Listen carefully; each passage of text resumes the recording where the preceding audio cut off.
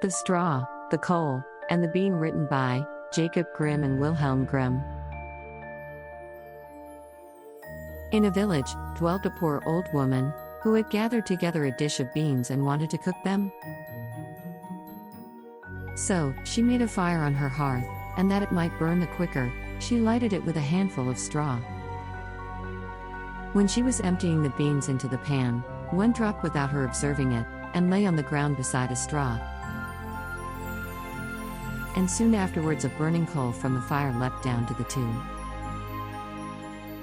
Then the straw began and said, "Dear friends, from whence do you come here?"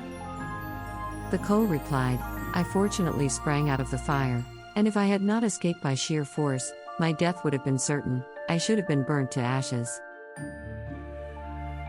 The bean said, "I too have escaped with a whole skin, but if the old woman had got me into the pan, I should have been made into broth, without any mercy, like my comrades. And would a better fate have fallen to my lot?" Said the straw. "The old woman has destroyed all my brethren in fire and smoke. She seized 60 of them at once, and took their lives. I luckily slipped through her fingers. But what are we to do now?"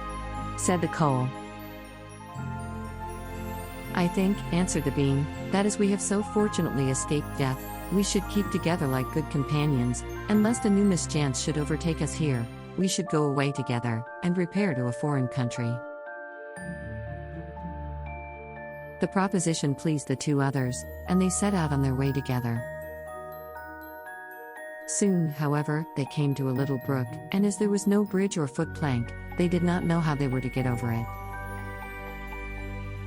The straw hit on a good idea, and said, "I will lay myself straight across, and then you can walk over on me as on a bridge." The straw therefore stretched itself from one bank to the other, and the coal, who was of an impetuous disposition, tripped quite boldly onto the newly built bridge. But when she had reached the middle, and heard the water rushing beneath her, she was after all afraid, and stood still, and ventured no farther. The straw, however, began to burn, broke in 2 pieces, and fell into the stream. The coal slipped after her, hissed when she got into the water, and breathed her last. The bean, who had prudently stayed behind on the shore, could not but laugh at the event, was unable to stop, and laughed so heartily that she burst.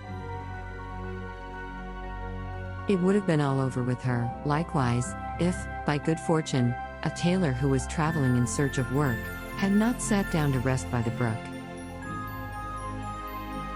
As he had a compassionate heart, he pulled out his needle and thread, and sewed her together. The bean thanked him most prettily, but as the tailor used black thread, all beans since then have a black seam.